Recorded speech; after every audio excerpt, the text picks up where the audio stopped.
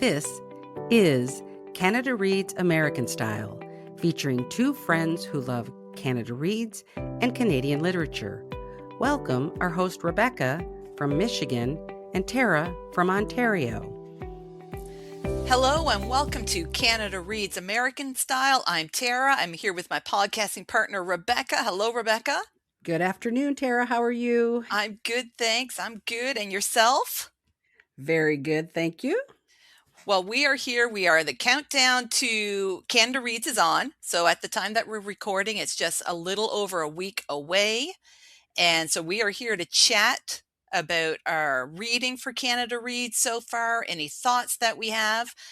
Before we do that, what are you reading, Rebecca? I have to mention this because I was at the library, my public library the other day, and just picked up a book. And this was one of my, what do you call it? Just like a mood thing. Mm-hmm. It's called Run Away With Me by Brian Selznick.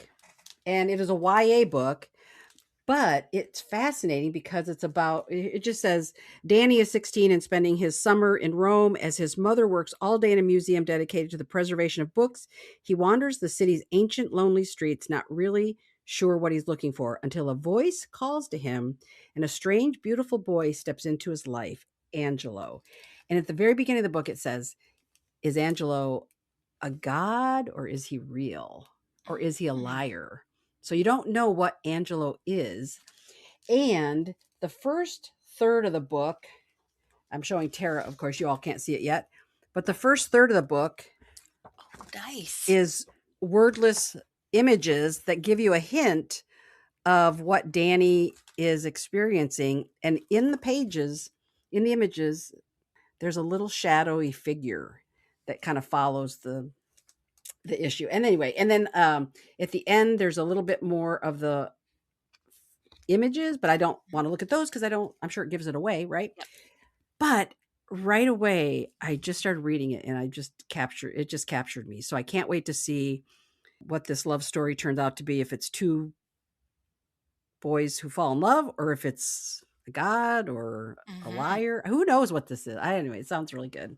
I just had to talk about it. So I love the blending of the two, of a traditional novel with the graphic novel. Very cool. Yeah. It's really, I know, it surprised me because I didn't even realize it when I picked it up. And so I'm looking forward to it. And then I know I already read the afterword because the author talked about what drove this story, and he doesn't give anything away, but I cannot wait to share it with all of you because it's absolutely fascinating how this story came to be. Amazing. Well, we look forward to that in a future episode. Yeah, absolutely. So what are you currently reading? Well, it just so happens that I am reading a book from the shortlist for Canada Reads. I started Foe by Ian Reid. Yeah, I'm in. I'm like I went to a movie and I'm doing this, but all I want to do is go back and read that book. I just started it yesterday and I want to know what's going on. Yep. I have questions, but I also love his writing style. How he just makes it flow. Like you just want to boom, boom, boom at the same time. Yeah. I want to yell at the characters at the same time too, but I am quite enjoying it. I know. So do we want to start off by just talking about Foe a little bit? Sure. So obviously no spoilers in any way, shape, or form. I'm going to be very, very, very careful, but I will say this about Foe. One of our good friends, Zerelda, read it and was not a big fan of the book, but she told me, because after she told me about it, I thought, I don't think I'm going to read it. And then she told me exactly what the book was about. Okay. And then I heard the author speak and I thought, oh, well, now I'm kind of interested because I just liked what he said. So I would say some people like to know things in advance and some people, like myself, generally don't ever want to know. But here's what it did, knowing how it all plays out for me. It gave me a different reading experience and it made me actually love the book. So because I knew where it was sort of headed, both by what Zerelda said and also what the author said, I kind of had a direction. And then I was able to focus on the story in a way that it made me realize how much it resonated with me, and I even read a page of it to my sister because it really resonated with both of us, and I actually really loved it. Yeah. Yeah. I'm loving it. I was going to want to stick in here. So where Rebecca is talking about hearing Ian read, um, the next chapter has been Yes. over the last month, 6 weeks or so, been releasing interviews with Antonio Michael Downing in conversation with each defender with their author of the book that they're defending. So I think I've listened to all 5 of them now. All 5 have been released and are Mhm. available to listen. So they're just short, maybe 15, 20 minutes, right? Just Yeah. but I've really enjoyed them in Yeah. terms of getting a feel for what the defenders are bringing to the table, Yeah. perhaps. Yeah. And I think that's how I might do this going forward because CBC does do this. They Mhm, always interview the 2. And I like this. Normally, when I do Canada Reads, I read everything as soon as I can get my hands on it. And by, middle of February, practically, like I've got them all done. And this time around, I decided just to take my time and I got to listen to everybody. Pretty much, I heard everybody. No, I did read one of them as soon as I got a copy, but the other 2 that I've read so far, I read after I heard those interviews, and so I kinda think it just helped me a little bit, and I mhm. like that I did it that way, and I think I would do it that way in the future, like, not read them too soon, because honestly, by the time the competition is here, I kinda forget stuff. Yeah. So what books have you read of the short list?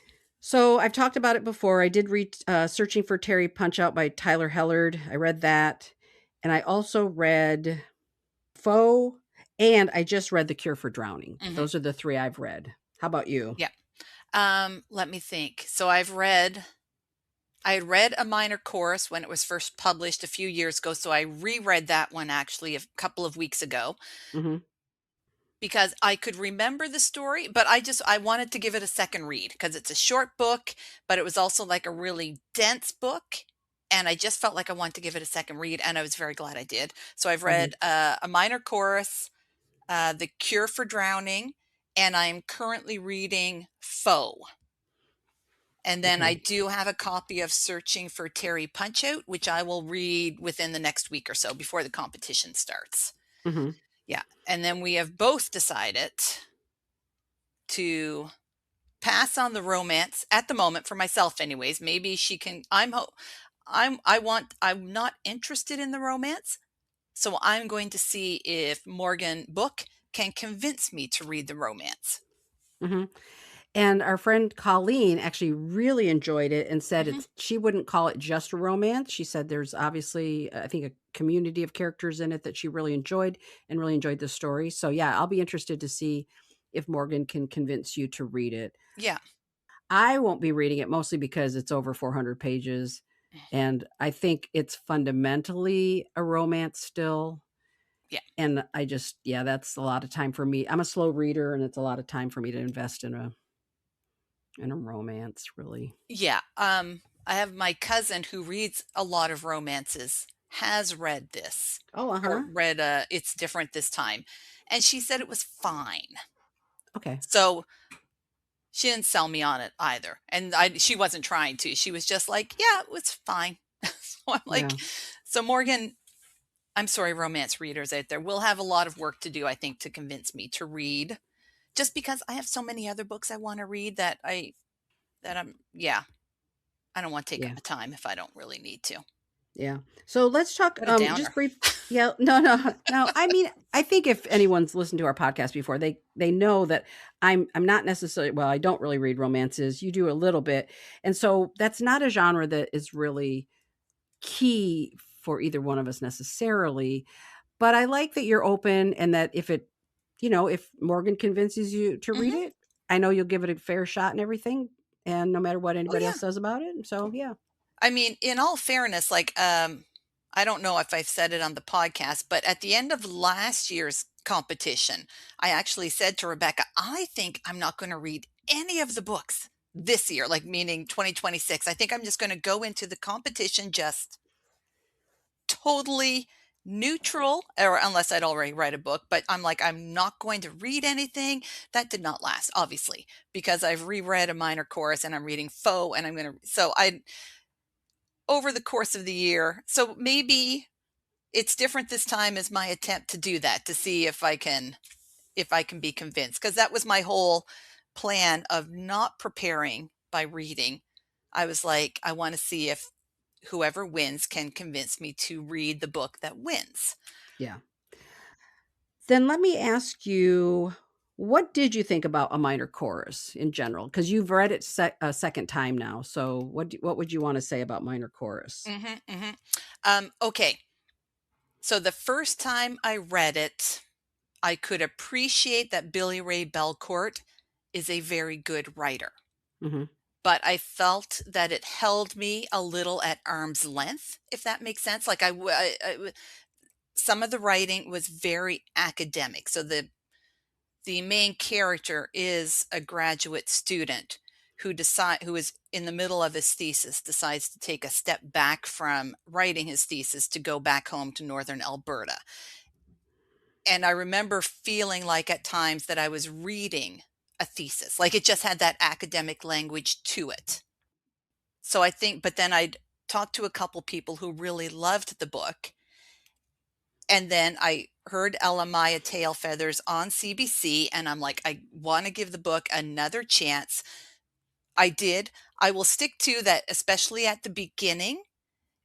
It is like you're hearing a thesis, like a very intelligent grad student talk, and he is stuck in that language of writing a thesis and academia and stuff like this, right? Like he's just in that. And at first I was like, oh my God, it is what I remember. But I'm like, nope, let's just go with it.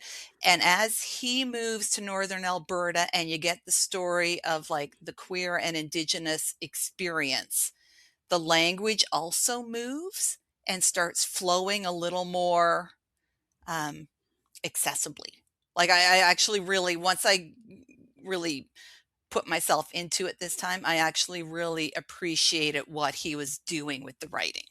Yeah. Now, do you think that's going to be a weakness with the book in terms of its defense, or that do you think people will go after that part of it, that the beginning is a little inaccessible? Yep. I think Elamaya Tailfeathers needs to be ready, because I think I heard a little blurb, I think in the interview with Tegan Quinn, or it was elsewhere. That's already it was one of her defense of The Cure for Drowning, was that it is a beautiful literary book that is beautifully written and accessible. Like, I think she Oh, used okay, that yeah. word accessible, and I'm like, yeah, she's going for it. She is going for a minor chorus. She is setting up her argument. So I think it's a legit argument to use against a minor chorus. If I was going against a minor chorus, that's the first thing that I would go Yeah. against too. I would use against it. Yeah. And I'm waiting to get my copy. I'm hoping to have it obviously before the competition. As you said, I know it's not a long book, so I'm hoping to get that Yeah. soon. I did put a hold on it. I'm waiting for it. And then really, just mention really quickly about Searching for Terry Punchout. I did talk about it on the podcast. I believe I talked about it already, but I actually really enjoyed it. It's more than a hockey book. Tyler Hellard said for him, it's a book about going home Hmm. and about community and everything. So I actually really liked that book a lot. Again, it kind of spoke to me in a way. And so I'm a big fan of that book, even though I don't think it necessarily, it's not going to stand up to the other books that are a little more weighty, but I actually really enjoyed the book and I'm glad I read it. And then the last book to kind of talk about is The Cure for Drowning. So I know Hmm. you really enjoyed that book. I did. I really enjoyed it. I liked the historical fiction. I liked the queer story. I liked the element of magic realism that was in there, although you and I had been chatting earlier today, and the only thing I wish there had been like a little bit more magic realism in it. But other than that, I quite enjoyed that book. Yeah. Yeah. And for me, I read it, but I was not a big fan of it. And I know it's really funny. I did look at Goodreads. It has, anytime there are thousands of reviews and it's over 4 stars, I know it's a really good book.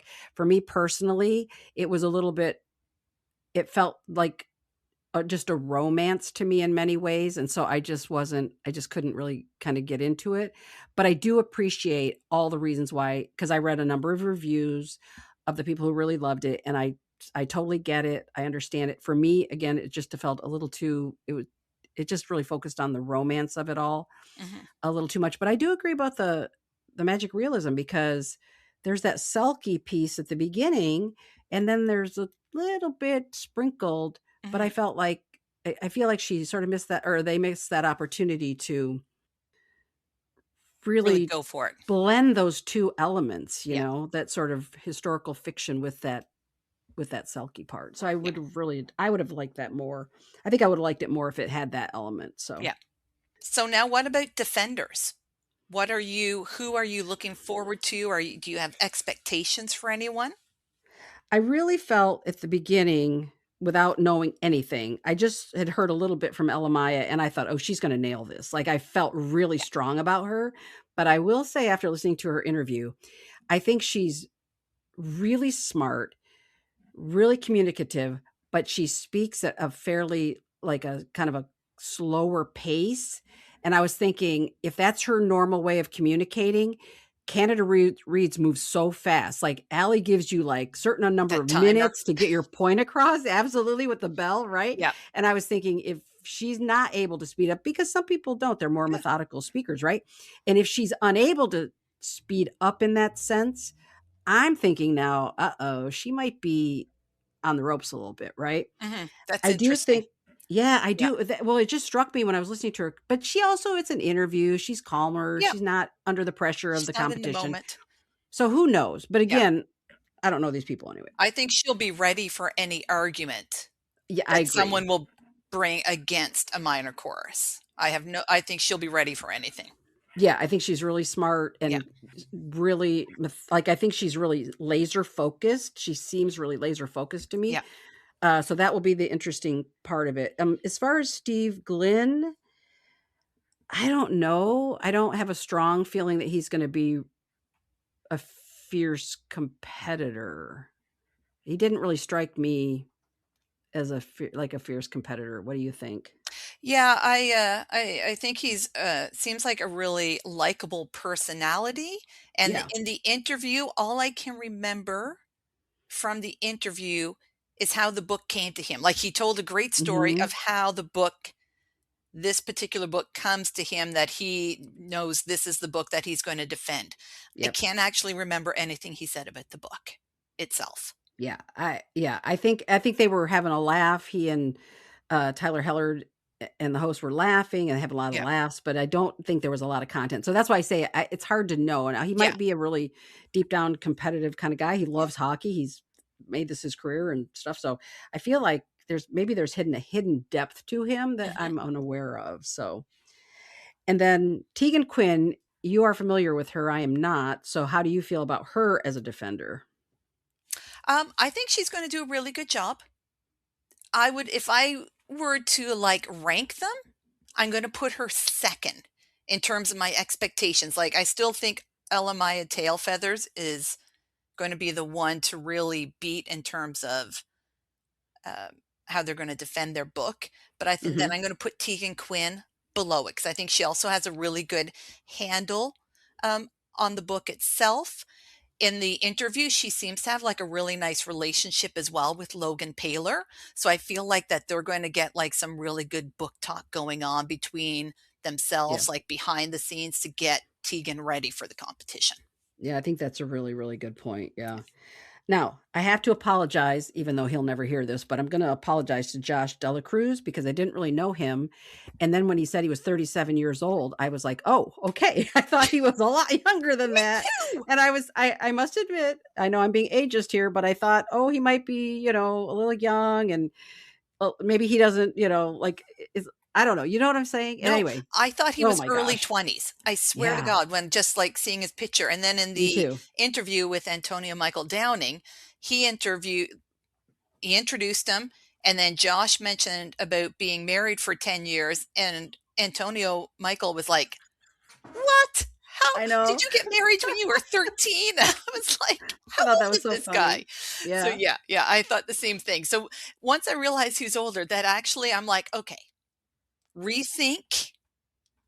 Yeah, go ahead. definitely. Yeah. No, I agree with Yeah. you.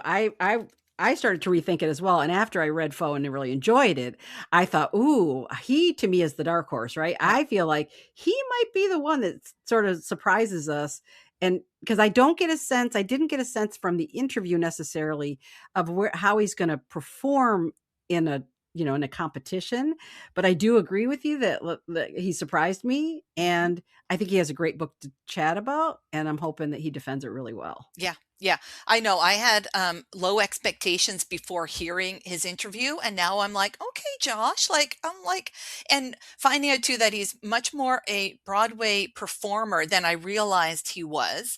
Uh, Mhm. I will do a little side. So I watched The Pit with my family. So season two, the reality or not reality, sorry, the hospital show basically about an emergency room in Pittsburgh. Oh. And I love it. It's fantastic. Everyone loves it who watches it. But what I found out just recently, Keegan had told me that a lot of the actors that are in the pit were chosen because they are Broadway performers more so than they are film or TV actors.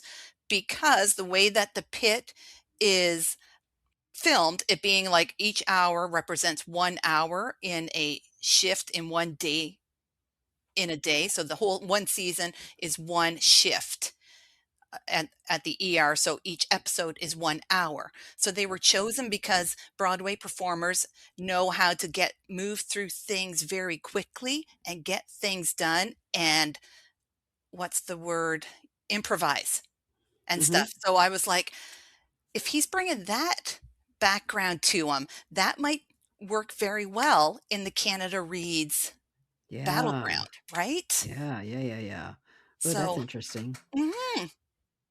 And then the last one, Morgan book, I've seen her a little bit on Book Talk, and my only slight criticism about Book Talk is that it's obviously it's very it's all, video heavy in terms of they're going to be very curated videos. They're going to be very, stylized and everything. And so sometimes I don't get as much depth from book talkers, which I mean, I see them a lot because they come on my For You page, but I don't necessarily follow any because I do think they're quick and they're punchy videos, but I don't really get a lot out of it as a reader. And so who knows? I have no idea how much she will have. I mean, she's really got to defend a romance that have already we haven't had great success with romances getting Mhm. past the first day. Yeah. So Yeah.